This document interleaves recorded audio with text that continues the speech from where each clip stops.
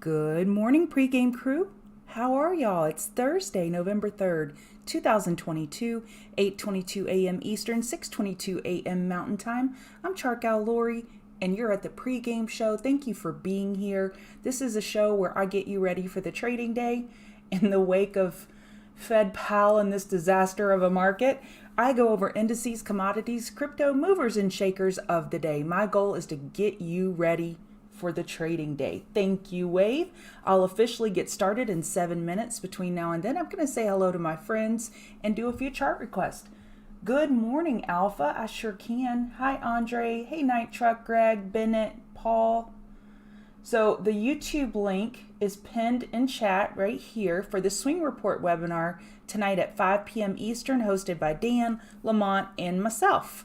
So here's the YouTube link. If you can't watch it live, that's okay. You can click on the link and you'll be able to watch it once we're done. All right. Good morning, Homebody. Sam, Trainman Dan. Hey, Lori. Lori, I'm going to start calling you Nugget. Hey, Mal. Lori crushed a Nugget trade yesterday. Hey, Mal, Mary, Bobo, Wave. Thanks, Night Truck. Hey, Renee in Las Vegas. I've only been to Las Vegas about hundreds and hundreds of times. I used to have an office there. I'd fly in every week. Hey, Diego. Hey, Melissa. I just love your sense of humor, Melissa. Hey, Dr. M. I forget where you posted something in crypto and you made me chuckle yesterday. All right, now let me go back up and get to business. Can we look at XOM?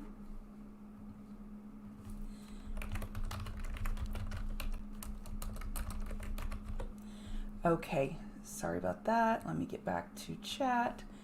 All right.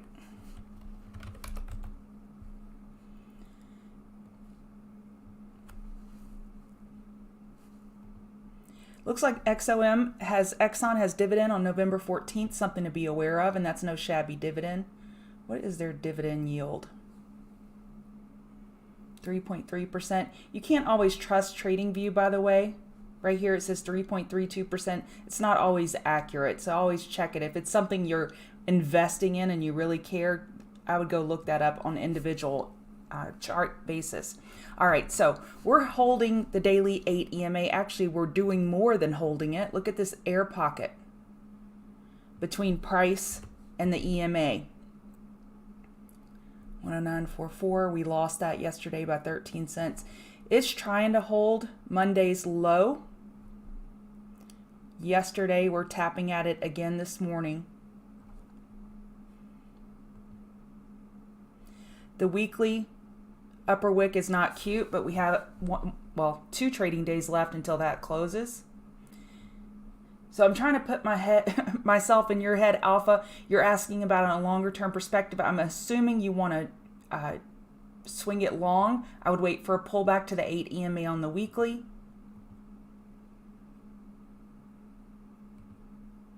Because now we've made enough room for an hour. We pulled back so much that now bears are looking to top fish an hourly lower high. So we may have some incoming consolidation. But overall, this daily chart is just beautiful. XLE, same thing. This daily chart looks better than 99% of the charts out there. We held Monday's support yesterday by 20 cents. So a little bit relatively stronger than Exxon just by a hair. This 4-hour pullback is pretty deep. Now we could anticipate a potential 4-hour lower high on the next bounce.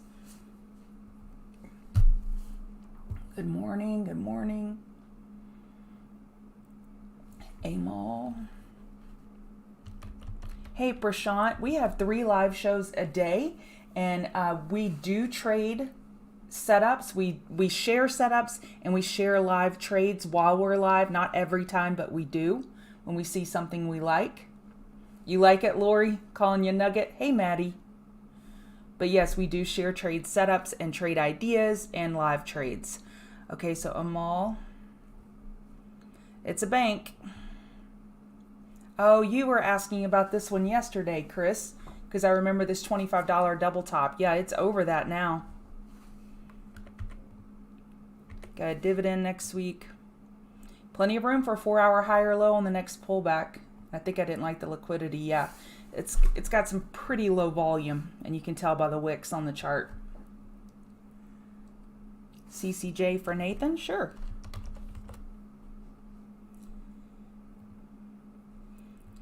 Okay, now the daily lower high is set.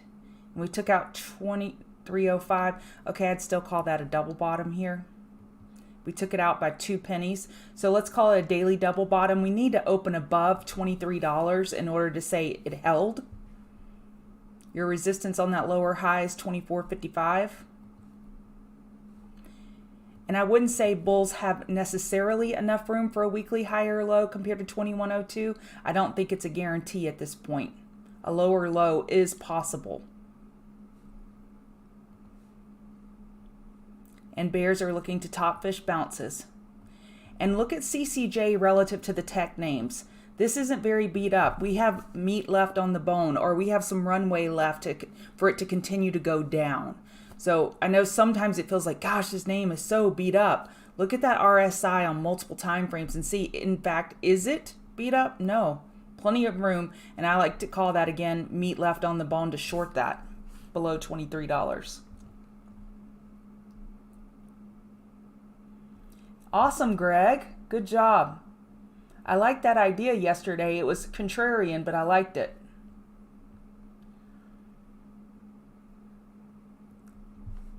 Andre, do you want me to run or you want me to ask about run? I'm assuming you want to ask about run. This looks like a weekly bear flag.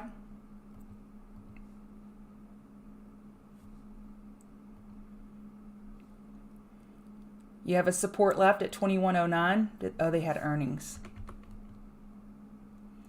Okay, they had earnings yesterday morning. Did they get upgrades today or something? Ugh, this is a messy chart. Makes my head hurt. Resistance double top at $24. You have support at $21.62 and then down at $21.39. Oh, it was after hours yesterday. Okay, now I got it. So you've already retraced more than 50% of that earnings pop. So now bears will be top fishing a lower high on this name. Congratulations to the bulls that played this earnings. I don't trade earnings. But you just don't want to see it give back so much. It's just hard. It's just a bad day to have good earnings. Like D-Dog had great earnings. It's just a bad day to do something really, really good or get an upgrade or have positive news. It's just going to be hard to get traction in this environment. And we have jobless claims that just came out. These are the jobless claims that come out every Thursday, so the market can sometimes be a little immune to them. Tomorrow we have non-farm payrolls, and that, oh man, oh wait, I can reverse stuff, right? Oh, thank goodness someone taught me about that. What was I looking at? Tomorrow we have non-farm payrolls, and that is of supreme importance. Y'all ready to get started? Perfect, Andre. Hey, Casey. Hey, Lisa. I'm trying to say hi to all my friends. It's hard. All right. Good morning. Welcome to the pregame show. This is who I am. I'm Chartgal Lori. If you want to give me a follow on Twitter at Chartgal Lori, I would greatly appreciate it. You can check us out at chartguys.com. What we do is we teach technical analysis. And if you are interested in the swing report,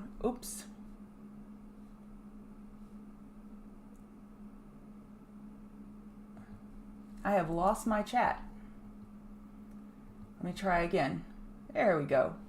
If you look here, Swing Report webinars today at 5 p.m. Eastern. You can click on this link and watch it live. We would love to have you join us. You can ask us questions. If you can't watch it live, just save that link and you can watch it later. We're giving away a 50% promo code to the Swing Report. And we do give out short and long names. I know you're thinking, why would they be doing swing longs in this environment? We do both. We've actually done great on some XLE names this year, so check that out. All right, so what I do here every morning is I go over indices, commodities, crypto, movers and shakers of the day. I have some notes off the screen. that I share with TCG members when I'm done. If you're interested in my chart setup, you can click on the video description below. There is a link to get a PDF explanation as to what all these colors are. All right, let's get started with ES. I see that someone was asking about Peloton. Paul, I didn't get to it, but let's just say it's a dumpster fire, okay? They missed on earnings. They guided down. Someone jokingly said they're going to be selling them at Costco at this rate. So it's just a dumpster fire. And in that case, you're watching for reverse backburners to short them, meaning 5-minute overbought. To potentially short them. It doesn't always work. So hopefully you can see this. So we're holding last week's low. We lost it by $1.25. So I would call that a double bottom with last week's low on ES. All right, now let's get our bearings. ES is holding last week's low. We broke it by $1, but let's just give it a little bit of credit. NASDAQ lost last week's low. RTY holding last week's low, no problem. YM holding last week's low, no problem. So the fly in the ointment, the problem for the market continues to be NASDAQ and technology. Why? Because interest rates higher is bad for technology. Technology companies, if you go look at the balance sheets of all of these big tech, high beta companies, they have a lot of debt. They use OPM, other people's money. So lots and lots of debt. The higher the interest rates, the higher their interest expenses are, and it impacts EBITDA, their earnings before interest, tax, depreciation. So higher interest rates are bad for tech and good for banks. Is there any wonder why XLF has been doing great and QQQ has been doing bad in this high interest rate environment? No, that's anticipated. And I made a comment in the room, I should have pulled it up. I believe it was Tuesday, S&P rebalanced and they put out their new numbers. Last month, just to give you an example, let me pull up the numbers. Tech was 27.4% of SPY, and this month is 26.3%. It's gone down a whole percentage point. Healthcare has gone up and financials have gone up. ETFs are unloading tech companies with high debt, and they're buying the companies that do well in a high interest rate or tend to do better. Maybe they're not going to do great, but tend to do better than tech companies. That's why QQQ is so weak. So now that we have our bearings, Hang Seng is down 3% overnight. Last time I checked, DAX was down 0.7. What is it now? DAX is down 1.3%. All right, let's go back to ES. And I'm spending a lot more time this morning on indices than I am individual names, because I tell y'all, when we're in a bearish market, it is easier to short ETFs and the indices than it is to go individual stock picking. What if I wanted to go individual stock picking and I picked on, let's say, somebody like D-Dog, which they're red. Wow, they had amazing earnings. Okay, that was a bad example. But picking on individual stocks, and they may have news like Twitter buyout or whatever. It's better to do stock picking in a bull market. It's easier to just short the indices in a bear market. Just go with the indices and short them, short overbought conditions. So that's my mindset today. So you'll notice I don't have as many individual names to give you. I am more focused on ES and where we are. So let me show you this 15-minute chart. Actually, I think I looked at it on the 5-minute, how I drew this. Look at this parabolic move. That's a curve there. Look at this parabolic move to the downside. Bears have complete and utter control of the market. All right. Now, what did we talk about yesterday? I used to hate when teachers would say that. It's like, you know what we talked about yesterday. Why are you asking me? We talked about how short covering rallies, and we've been going over this as of late, short covering rallies weaken the market. You see that? And once you get back into an area of a short covering rally, you can cut through it like hot knife through butter. Look what we did. You want to see a hot knife like butter? Look at this. Yesterday's move down. Now we're below it. Now we're below 3736, which we just broke it more definitively now. Guess what? We're in another short covering area where we wiped out the order book. So we could get some velocity to the downside today because of the lack of support in this area. So do you see how once we took out, what area were we talking about yesterday morning? Here, 38.52. I said below 38.52, Katie bar the door, we're into that short squeeze area. So no support. And sure enough, we just cut through it. Okay, well now below 373650, and I do believe this is the best ES breakdown I've done in a while, so y'all let me know if this is helping or this is stupid. Below 373650, we're in another short squeeze area. Then guess what? Below 3641.50, we're in another short squeeze area. Below 3590, another short squeeze area. So these short covering rallies in a bear market do nothing but weaken the market because they're not creating support on the way up and they're removing liquidity. All right. Awesome, Wiz. I'm glad it's helping. And look at the separation between the 8 and 21 EMA. Do you see that separation? That's pure domination. I like to visualize one hand tied behind the back. So, and when I tell y'all this, I actually have my hand tied behind my back because I can't talk without using my hands. I'm so Louisiana like that. But look at that. The 8 EMA is able to do the job all by itself without the 21 EMA. So very bearish tone today. So 5-minute overbought conditions, that's going to be your friend. Or am I expecting dead cat bounces along the way? Yes. If the Fed would say, oh, we have a correction on yesterday and release something, then that could move the market very positively. I don't see any catalyst out there for today to lift this market, any known catalyst or any known chart. There's two glimmers of hope, and it's RTY and YM. And let's look at why that is. We have plenty of room for a daily higher low on RTY. We're in a daily uptrend. You typically look or begin to scout a daily higher low when hourly is oversold. Okay, we're there on RTY and we're there on YM. I'm expecting bounces today, but all I'm expecting it to do is to cool off RSI. YM and RTY, XLF, XLV, they'd all have to be pulling in the right direction up in order to save this market. So let's see, Ethereum was the other glimmer of hope.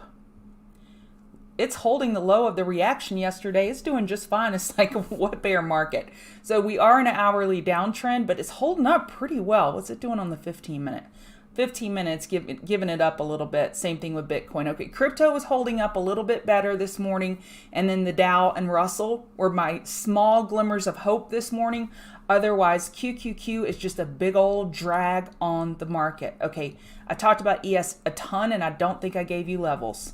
Let me give you levels. Below 373650, we got nothing but honey. We got 3700 psych, and then 364150, and your resistance is just that cool off bounce at 3782.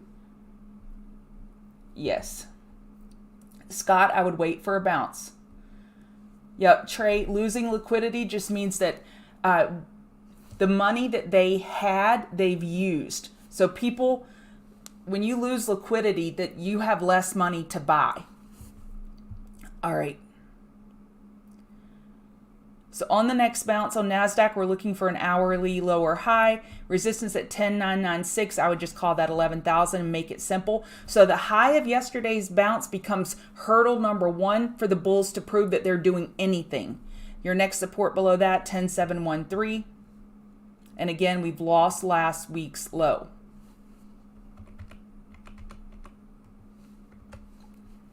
All right. And I think I mentioned this last week, but I want to remind you that Robinhood, the average account, and they had earnings. I don't know if they gave an update to this number, but a couple weeks ago, the number was Robinhood released. The average Robinhood account is down 44% on the year. So a lot of this buying that has happened in these short covering rallies where we do have bull participants, we're just taking retail's money. It's just taking retail money and it's no longer available to buy. That money's gone now. All right, RTY, let's call that 1800. You see how these psych levels are so important? 1800 is the key resistance, and support 1744.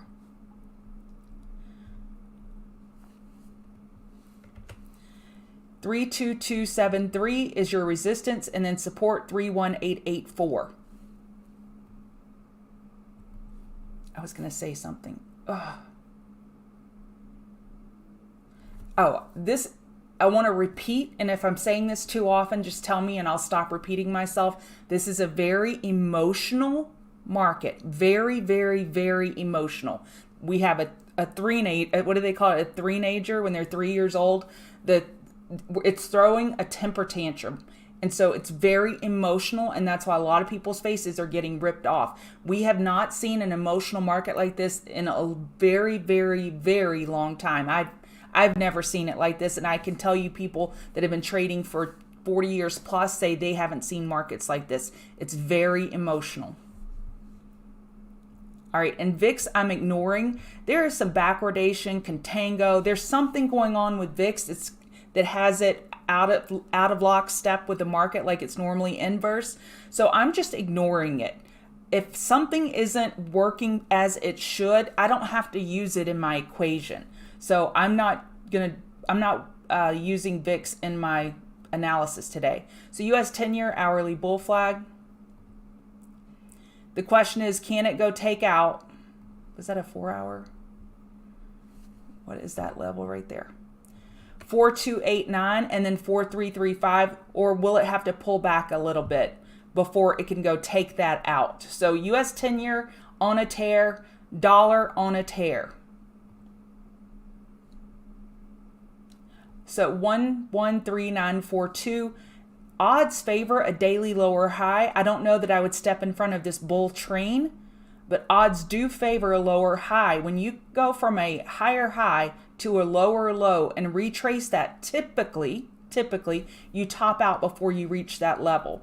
But this is news driven, so that may not be the case. We're very overbought on shorter term time frames on the dollar. Dollar strength, major headwind for indices. Bitcoin, support 20050 and then 20,000, and resistance becomes the bounce yesterday, 20390. Ethereum, the bounce yesterday, bounce high 1558, support 1502. Again, this is, to me, is just like, it doesn't fit in the puzzle. When I gather all the puzzle pieces, I'm like, okay, bear. This does not fit in the puzzle. It's like getting a little piece of a bull horn in this big puzzle that I have, that I thought I was putting together a bear puzzle, and it's just like, this piece doesn't quite fit. Support 1522. Gold. Okay. Gold, an hourly lower high is anticipated. You have resistance up at 1641, 1643, support 1618. So now we're losing this triple bottom. It was 1622, 1621, and this morning we hit 1618. So the more we tap on that, we're just removing the block buys below it, and the next support isn't until 1450. Gold is super weak, as you can imagine, with dollar strength. Let me get a sip of water.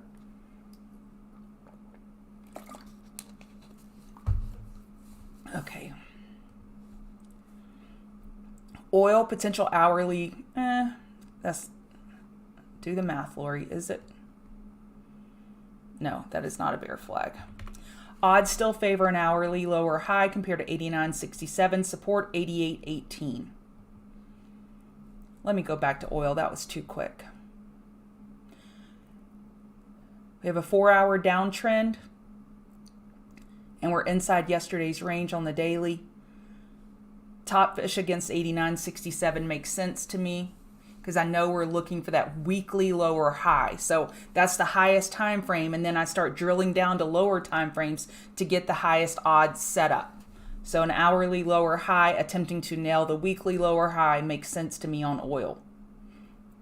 Okay, nat gas, potential weekly bear flag. We have inventory today at 10:30. You have double daily inside bars. 4-hour EQ. I don't like drawing head and shoulders if the preceding trend was not a clear uptrend. I guess this is a clear uptrend. So it does have a head and shoulders look. But let's remove all of that. And let's just say the odds favor a lower high compared to 6.303, but I won't be trading that gas today because it has inventory. Okay, Apple. What did I say about Apple? Apple's losing daily support in the pre-market, so let's look at it on the daily. 14413, we've lost it, okay? We've lost daily support. And y'all have heard me say the generals are usually the last ones to fall at battle and at war, and Apple's our general. And now it's falling. It has lost daily support. As long as it remains below 14413 before we open, and the odds favor that. We're already down 2% in pre-market. However, we still have a support left from the earnings reaction at 13940 to be aware of. We are beat up on Apple, so just stay with me for a second. I typed this out in notes, and I'm like, if I put that in TCG chat room after I'm done, people may not understand what I'm trying to say. So let me see if I can spit this out. You know, talking is hard at 6:48 in the morning, and it's 30 degrees, and I'm a little cold. So, Apple beat on earnings. Amazon missed. Meta missed. Microsoft was a mixed bag, I believe. Apple beat on earnings, and Apple's still getting taken down. That tells me I'd rather pick on another company than pick on Apple short, which is why I stay with indices anyway. So I just want you to remember, if you're just wanting to short Apple into the ground, they were the only ones that beat last week of the generals. So just note that. I'm not saying that's tradable information. I'm just saying I would make a note of that. And we are beat up on the hourly RSI, and 4-hour is approaching overbought. I still think it's a viable short on a bounce. Okay. Amazon, 4-hour lower highs anticipated on a bounce, but it's green this morning. I don't know if there were news. I could not find the news, but they're green. Maybe the laggards that drug us down, like Amazon and Google and Meta, maybe if the laggards that have been just pulling on the market, if they could get a bounce going, if our laggards could step up, then the market may have a chance at a mild, minor, I'm trying to choose my words carefully, bounce. So Amazon relative strength this morning, no edge for me. Nvidia. Okay, I shared this. Oh, I typed weekly in my notes. No, I did. I typed daily. I drew this for y'all yesterday. And I bought puts on Nvidia yesterday. Nvidia, I shouldn't say that because I didn't post it in the room. This broadening formation has been super clear to me all week long. I've shared it with you, I'm sure, every day, if not for sure Tuesday and Wednesday. So I like this chart to the downside. Here's the rub. It has enough room for a daily high or low. Compared to other charts, this chart has plenty of room for a daily high or low. And look at this 4-hour. We're not oversold. Hourly is just got oversold. So I think a bounce to 130, say, well, 132 could be a short entry if you're looking for a swing short. I think Nvidia makes a decent candidate. Even with the known that it is looking for a daily high or low, I just really like this broadening formation and these topping candles up here.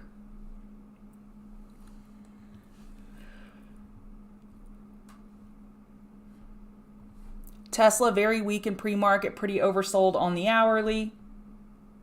I like it for a top fish short. JPM, now this is me just getting jiggy with it on these broadening formations. I showed this to you on Tuesday. It's rejecting at the 50 MA on the weekly. It's running into the 200 MA, unable to get over it. We have this broadening formation. So I was looking for names that had meat left on the bone. So this name has meat left on the bone because XLF has been running the show. So we're not even oversold on hourly. So I like a bounce to short on JPM. LRCX, same thing. Look at this 4-hour RSI. We're not even close to oversold. So I like a bounce short on LRCX, and Qualcomm missed earnings. Another semiconductor, so that could weigh on semiconductors. That's why I like LRCX short and NVIDIA short. Okay, I saw Bennett had a question. I looked at XLE earlier. It looks fine on the daily. Yeah, it's just a bad day to do something good. So they had good earnings, but it was just a bad day to do it. Okay, they broke daily support yesterday. And that's a potential 4-hour bear flag. You know what, Bennett? You could try along at 29.50. You got a double bottom there if you want to try it. I'm going into this knowing that oil is looking for a potential weekly lower high. So that's why I'm just like, okay, don't get overly bullish XLE. But XLE has definitely been the leader this year. Could LMT lead a bounce?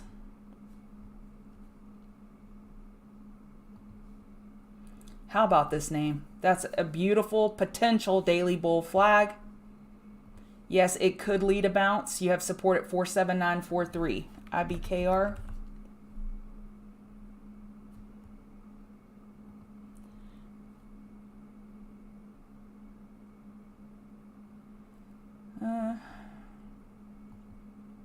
This is definitely picking on the biggest bully. If you're looking to top fish this against 81.35, I guess that makes sense. Support 78.64. I see.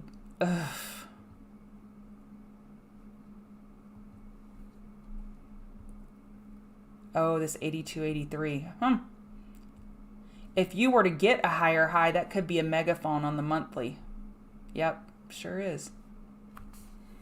I like it for a potential top fish against yesterday's high. Okay, Zoom.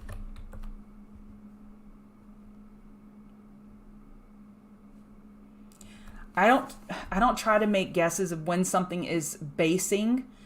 Yes, Zoom is beat up, but you know, Zoom has a lot of competition out there. We're at the daily 50 MA. Your next support is 76.58. I'd be a much more comfortable bear shorting a bounce. So reverse back burners are your friend today. Let me make sure I've set everything on my notes. Oh, volume on any oversold bounce will tell us a lot. Is it bears just covering? Is it new money entering the market? So we need to watch volume. And I'm dubbing this reverse back burner day. You're welcome. All right. Y'all have a wonderful day. Use stop losses. And don't forget, we have a webinar today. Swing Report webinar at 5 p.m. Eastern. Come check us out. We're giving 50% off your first month if you want to try it out. All right. See y'all in the room, TCGers.